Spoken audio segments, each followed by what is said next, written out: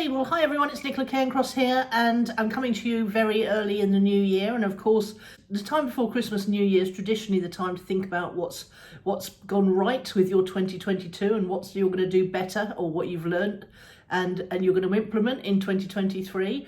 I've been rather binge watching another entrepreneur's YouTube channel after having it recommended to me by one of my clients, and it's a gentleman called James Sinclair, so I highly recommend you go and check out some of his videos.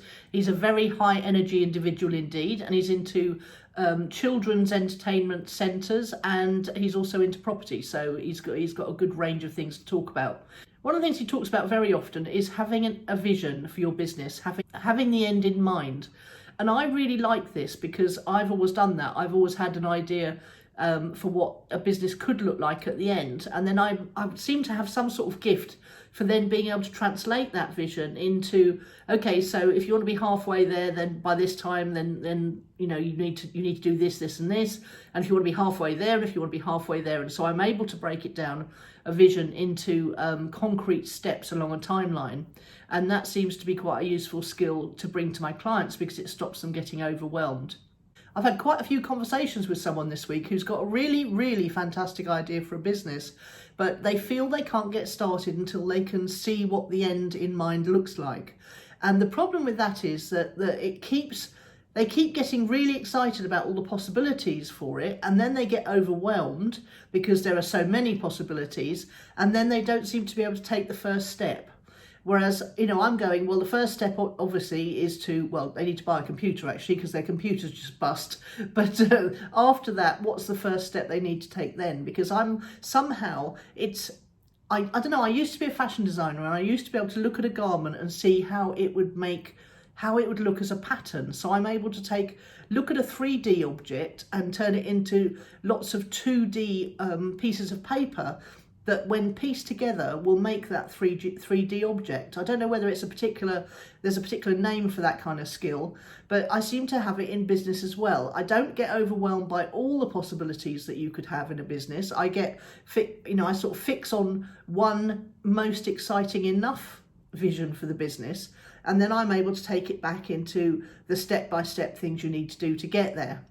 And this one particular person has had this business idea for several years now, and it's a really fantastic business idea. It's something I would use myself and I need myself, but because they start thinking about, they can't start it till they know what it looks like, and then when they're looking at what it could look like, they get overexcited about all the different possibilities, then they get overwhelmed, then they don't start. So it's a real problem. And the thing that keeps coming to mind is one of my earliest mentors said to me, is about property. We were talking about property, and every time we talked about property, I would get overwhelmed at the immense number of steps it took to actually buy an investment property. And she said to me, you don't need to know everything right now, you just need to know the next thing you need to tackle. So we're talking about the same kind of thing here, but and what she actually said was, you don't need to know that all the traffic lights are green before you go to the pub. She had a gift for this sort of thing. And she's absolutely right. If you want to decide, I'm going to go to the pub, you've got a vision of the pub in your mind and you know how to get there, but you don't actually stop and think about all the traffic lights on the way. And there are many obstacles if you think about it like that. But you don't need them all to be green when you set out, do you? You just need to go, there's going to be lots of traffic lights on the way, they'll all turn green eventually, and I'll get to the pub in good time before closing, hopefully. So what you do is you come out your door and you just go to the first set of traffic lights and you sit and wait, if it's red, for it to go green. Sometimes they're green and you just go straight through. So it's a really good metaphor for starting a business, I think. So what to do if you're one of the people who gets overwhelmed about all the possibilities? Just pick one possibility that's exciting enough for you to get you out the door. And then just think, there are going to be obstacles along the way, but I'll deal with each of them as I go. And I don't need to have answers to all of them before I start out. Which leads me on to the second part of what I want to say today. I was going through the top 30 book list. That's a fantastic video. You'll find that below somewhere. My top 30 business book list. And I was reminded of a couple of books that were absolutely fantastic. One of which was The Lean Startup, which is how to start your business with the minimum amount of stuff needed. And along with that, there was the 7-Day Startup by Dan Norris, which I highly recommend if you want to create a business online. The lean startup's more along the line of a software company, but could also be read with a view to starting a real world business, whereas the 7-Day Startup is very, very suited to starting a business that's got a strong online presence. The next book that I read after those two was Getting to Plan B by Mullins and Commissar. And Getting to Plan B was a really good book because it really started you thinking along the lines of, you're going to have to fail fast on Plan A in order to get to Plan B, or it might even be Plan C or D. But if you go into it the expectation that your final business won't look like your first business idea, or that the vision for your business way off in the future can be achieved in several different ways, and you might have to try 3 or 4 different ways to achieve that vision off in the future, then that makes you feel less bad if your first iteration of your business doesn't work.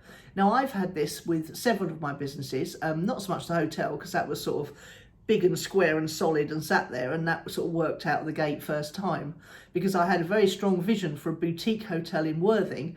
And the reason I had such a strong vision was because there had been one boutique hotel in Brighton, the Pelly Rocco, that started out and was very successful, and people wanted more of that. So that was a bit more of a clear vision and a clear steps to get there, if you like. But with when I started Clicks and Leads, it was initially going to be a Facebook ads agency. In fact, it was that successfully for several years. And then it morphed into a full service digital marketing agency, because what I found was that the people who were hiring me to do their Facebook ads didn't have good enough landing pages or sales pages to convert the traffic that I was sending them into sales. So that's how we morphed. That was sort of Plan B, and that was sort of an organic morphing into offering other services and products, because the customer didn't have the things they needed to turn our initial service offering into leads and then sales. So what have we learned from all these ramblings? We've learned that you need to have an exciting enough vision of the end in mind, but it could be one of several. You don't have to start out and make a decision that's going to be tattooed on your forehead and you're never going to get to change it for the vision or the end in mind for your business. You don't need to have every traffic light green before you go to the pub, i.e. you know there are going to be a series of obstacles along the way to achieving that long-term vision, but you'll deal with them when you get to them and you don't need to worry about them in the meantime.